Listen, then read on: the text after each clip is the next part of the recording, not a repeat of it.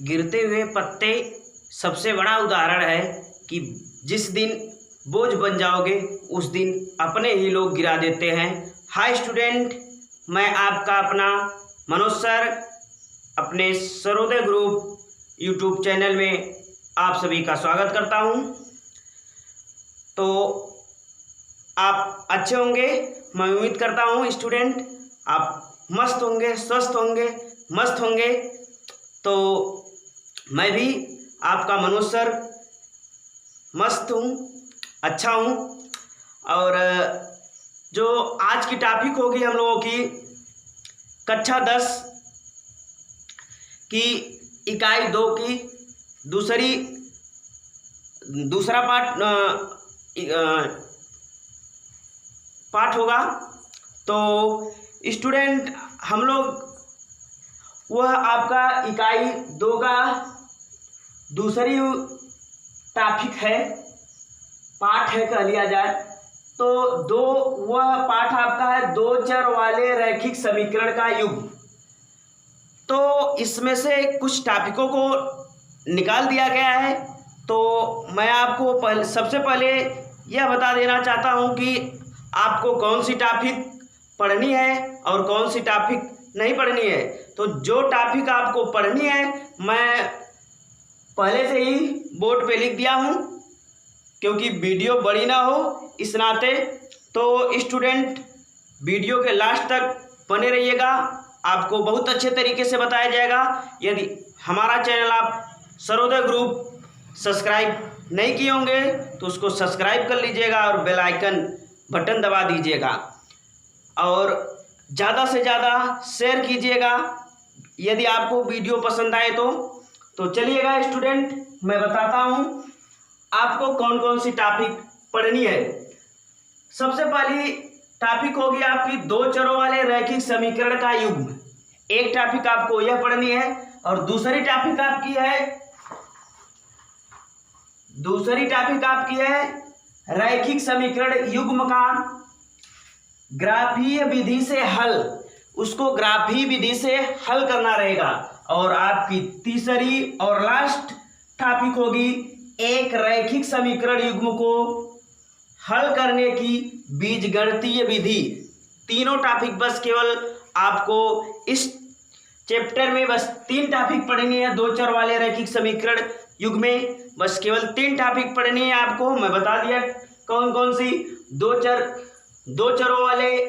चरों में रैखिक समीकरण का युग्म पहली टॉपिक आपकी होगी। दूसरी टॉपिक है रैखिक समीकरण युग्म का ग्राफीय विधि से हल करना। और तीसरी टॉपिक आपकी होगी एक रैखिक समीकरण युग्म को हल करने की बीजगणितीय विधि। तो पहली टॉपिक आपकी जो है दो चरों में रैखिक समीकरण युग्म।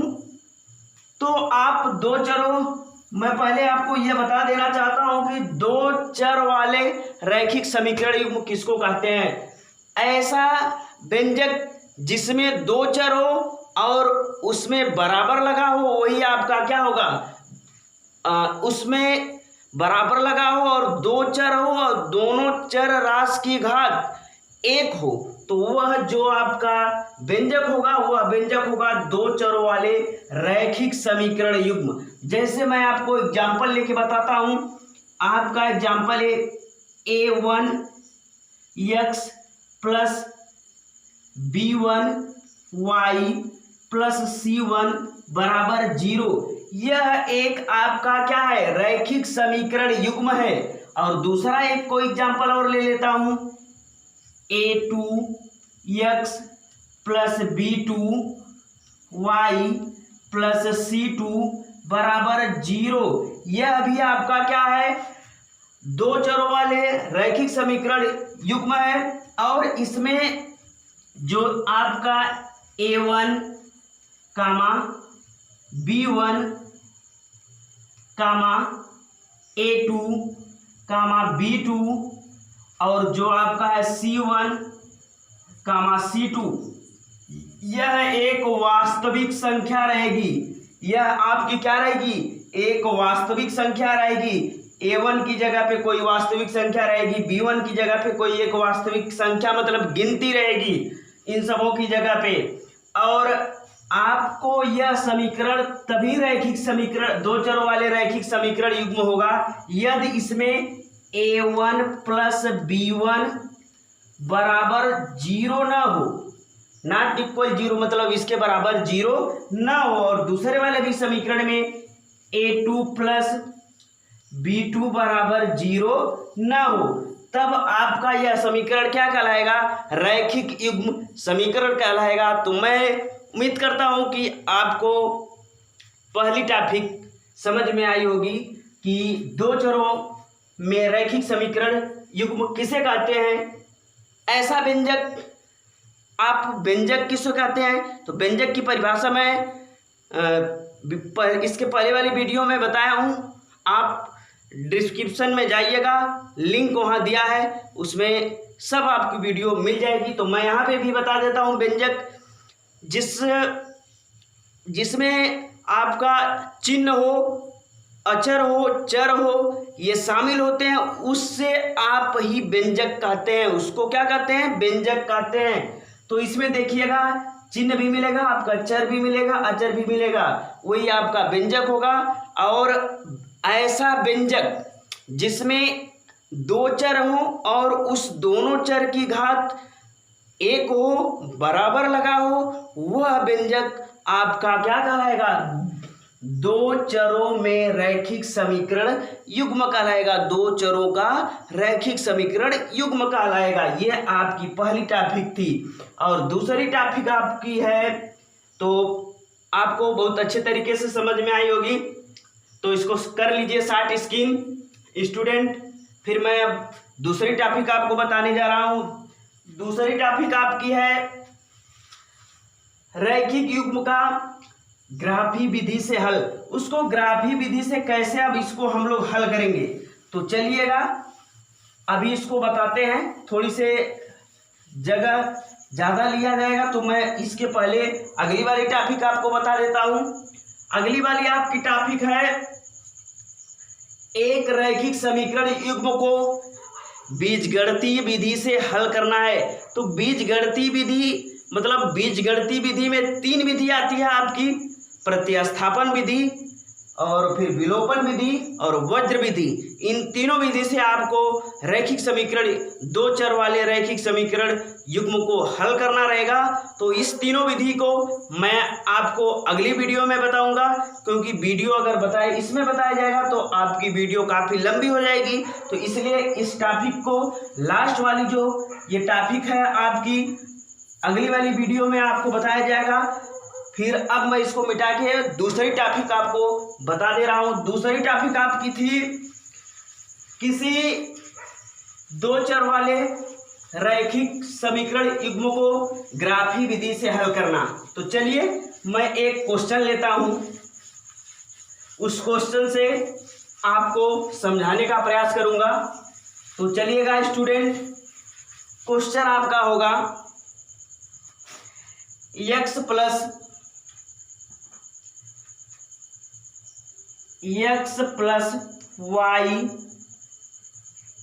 प्लस वाई बराबर 2, और दूसरा समीकरण आपका होगा 2x माइनस वाई बराबर 1। क्वेश्चन आपको ऐसे पूछेगा कि दो चर वाले रैखिक समीकरण x प्लस वाई बराबर 2 और 2x माइनस वाई बराबर 1 को ग्राफीय विधि से हल कीजिए।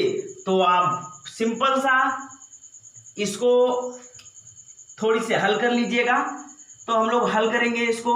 तो यहाँ पे x बराबर आपका होगा, पक्षांतर कर लेंगे, y को उधर भेज देते हैं।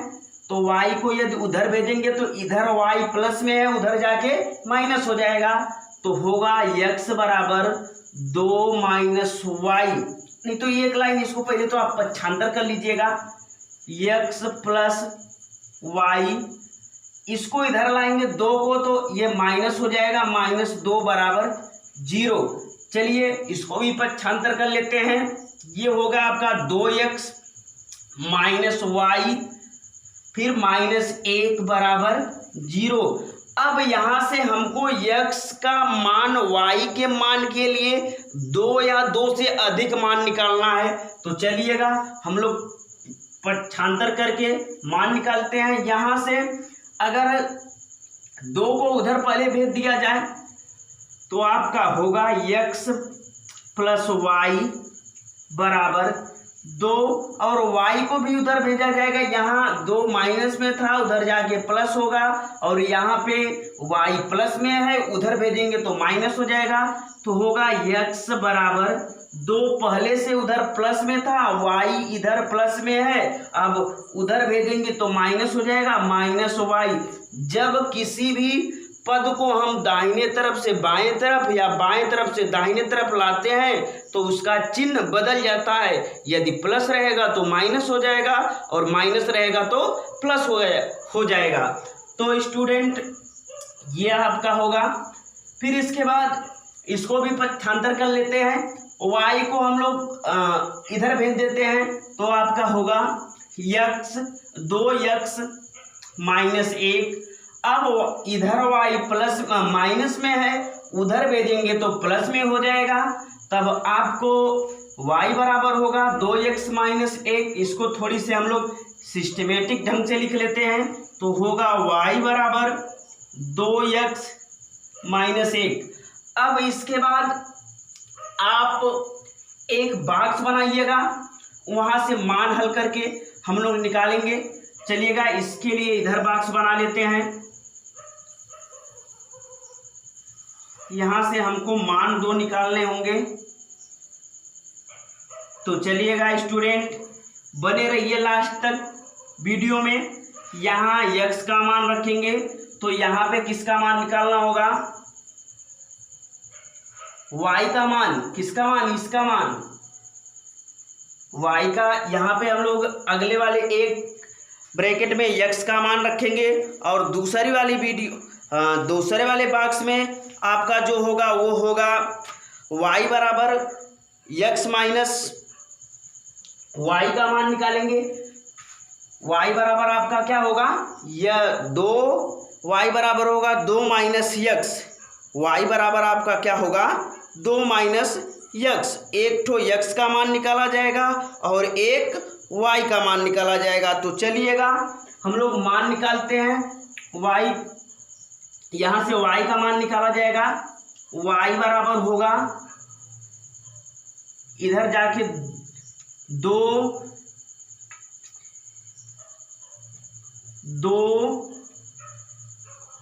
इधर x प्लस में था, उधर जाके माइनस में हो जाएगा। यहाँ से भी y का मान तो निकाला ही गया है। ये थोड़ी से अब देखिएगा यहाँ y का मान क्या होगा। यहाँ पे हम लोग मान लिखेंगे y बराबर 2 माइनस x। तो चलिएगा अब हम लोग x का मान एक बार क्या रखते हैं, 0 रखते हैं। x का मान यदि 0 रखेंगे तो y का मान क्या आएगा, 2 आएगा। यदि हम लोग x का मान 0 रखते हैं तो क्या आएगा मान, 2 आएगा। यदि हम लोग x का मान 2 रख लेते हैं, x का मान 2 रखेंगे तब y का क्या मान आएगा, x की जगह पे 2 रखेंगे तो यहाँ ये 2 प्लस में, इधर 2 माइनस हो जाएगा, कट जाएगा, ये 0 आएगा आपका मान। 2 या 2 से अधिक, तो मैं केवल 2 मान निकाल के आपको बता रहा हूँ। तो चलिएगा इसमें अब हो गया। अगला आप दूसरे समीकरण में हम लोग थोड़ी सी उसका मान निकालते हैं हल करके।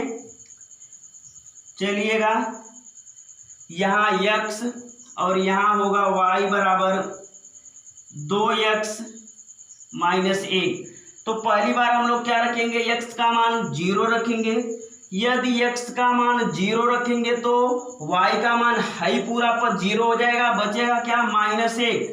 यदि हम लोग x का मान 0 रखेंगे और उसको हल करेंगे तो आपका जो मान होगा वह क्या होगा, ये 0 हो जाएगा। तो अगला वाला x का मान हम लोग 2 रखते हैं। चलिएगा 2 रखेंगे तब क्या आएगा, यहाँ पे होगा 2, 2 का 2 में मल्टीप्लाई हो जाएगा, गुणा हो जाएगा, तो क्या होगा 4, 4 में से 1 घटा लेंगे तो हम लोग कितना आएगा y का मान 3 आएगा। तो चलिएगा स्टूडेंट, अब हम लोग ग्राफ बनाते हैं इधर। ये आपका होगा x अक्ष और ये आपका होगा y अक्ष। इसी ग्राफ पर दिखाना है, इसको इसी ग्राफ विधि से हल करके संतुष्ट करना है कि x का और y का मान कितना रखा जाए कि दोनों मान आपस में क्या करें, संतुष्ट हो जाएं।